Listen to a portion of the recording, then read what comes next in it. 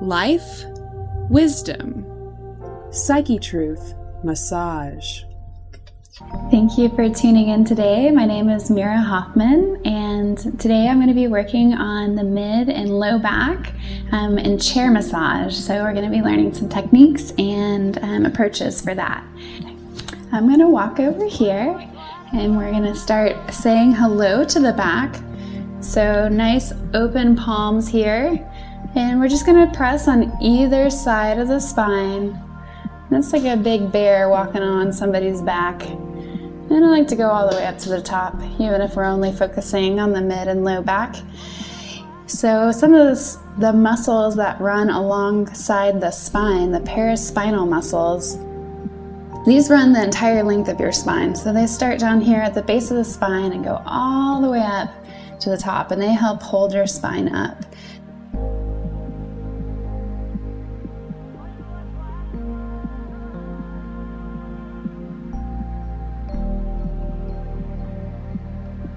So sometimes when you're having mid or low back pain, it's good to work the full length of these muscles.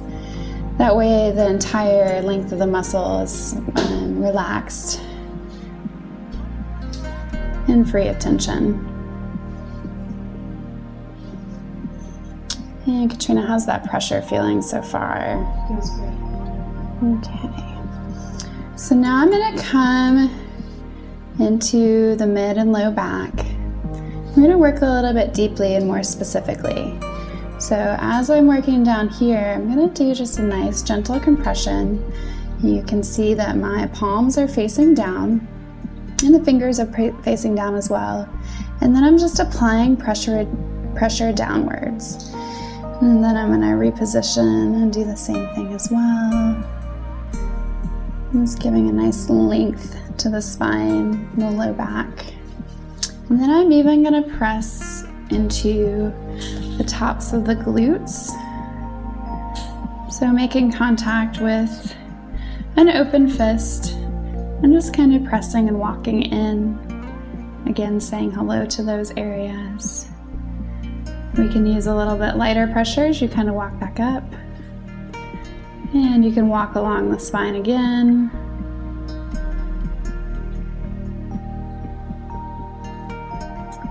And here I'm really focusing on getting as close to the spine as possible without being on it. So you really don't want to put any pressure on top of the spine directly, but on either side, that's where those paraspinal muscles are running. And they feel really good to kind of melt into and knead. You can also do the same thing with your thumbs. So if you feel a little bit more in control and have a little bit more awareness with your thumbs, you can rotate them both the same direction, or if you want to make little opposite circles, you can do that. Here I'm just kind of placing my thumb next to the vertebra, kind of almost on top of it, and then applying a downward and outward pressure. And that just kind of opens up the space between the muscles and where they connect into the spine. You can also do some kneading together using both hands, and this time bringing the pressure towards the spine. And you can see this kind of, I'm working almost in a pyramid shape. So you have some muscles called quadratus lumborum, and these guys run from the spine and down into the hips. So they almost make like a triangular shape. And so we can knead along each side of them, and then we can also come along to the side. So we can come along to the side, and I'm just going to melt into these muscles. So what you're going to do is you can either use your thumb, or if you want, the tips of your fingers, and I'm just going to gently start to press and melt in. And sometimes this can be a little sensitive if you have low back pain, so just check with your receiver and make sure the pressure feels good. Sometimes they have a lot of tension, and so they may say, I can't even feel what you're doing. So Katrina, how's that pressure feel? Feels good. No body sensation. Okay, do you want more, or do you feel good about there? I'm good about this. Okay. So we can start at one point and then move maybe about an inch downward, and then pick that up again. And we talked a little bit about working at interface last time, so really pressing in until you feel the muscles start to press back. And sometimes that's sooner than you think it is, sometimes that's further than you think it is. So that's why it's always good to get a little bit of verbal confirmation from your receiver how it's feeling to them.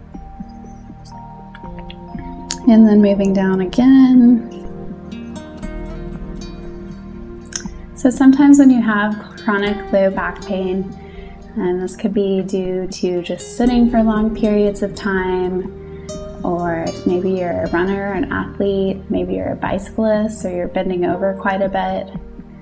And just like that system of balances and counterbalances that we talked about in the neck video, your low back is the same way. So sometimes the muscles above the hip are tight and are sore, but the cause of that could be from the glutes, from the muscles below the hip.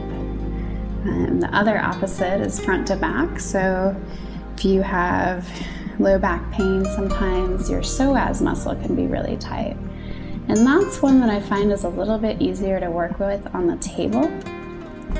But there are a couple things that you can do to help alleviate the pain using chair massage.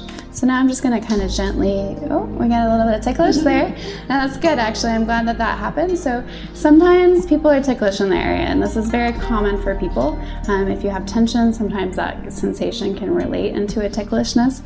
So a good way to avoid initiating that tickle response is to use a broader pressure. So you can see, and I apologize, Katrina, because I'm not trying to tickle you. When I initiated that, I was using my thumbs and I was kind of just kneading in here. And she twitched there and is kind of controlling it a little bit better. So that's probably not a good technique to use for Katrina.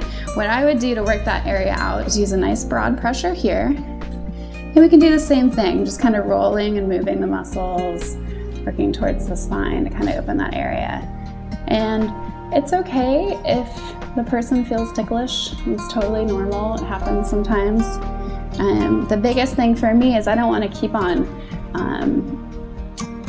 initiating that response, because that's causing the muscles to tense up. And so that's kind of counterintuitive to what I'm trying to do, counterproductive to what I'm trying to do. And I'm just working down to the base of the spine here, flushing everything out. Sometimes what I'll do, just to kind of give my other arm something to do and elongate the spine, is just like before with the shoulder videos, kind of taking that elbow to the top shoulder. And then I'll take my bottom hand and press in with the palm. And right now I'm really opening up that left side of her body along the spine. And then we would do the same thing to the other side as well. So a couple of things that we can do for the psoas, and this may be a little bit challenging for Katrina if she's a little bit ticklish. So the psoas is right on the front of the hip.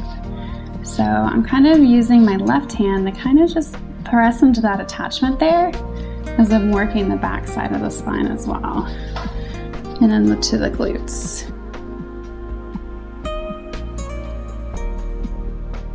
And with this, I'm just pressing my open fist in, and then I'm kind of just rotating a little bit.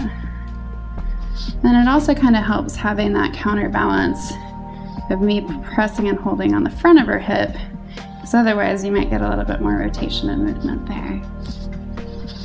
And you can also use your fingers and melt into the SI joint. So that's where your sacrum and ilium come together. So sacrum is the triangular bone, and your ilium is your hip bone.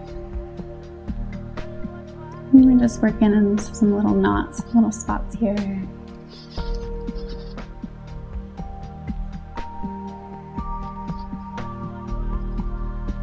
And kind of rolling on the muscle. Again, this may feel really great to the receiver. And some people may not like that more twangy feel. So just kind of working to get to know your partner and how they respond and what types of massage they like.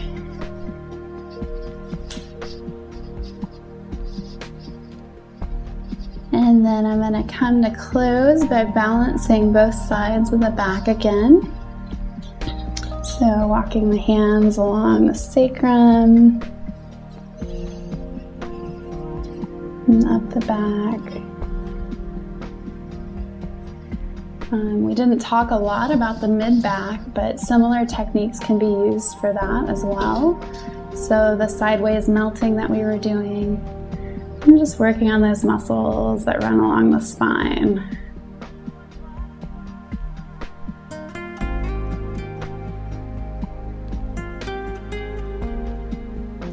And I like to finish with some nice light strokes. Some fingertip strokes down the spine, and just saying goodbye to the area.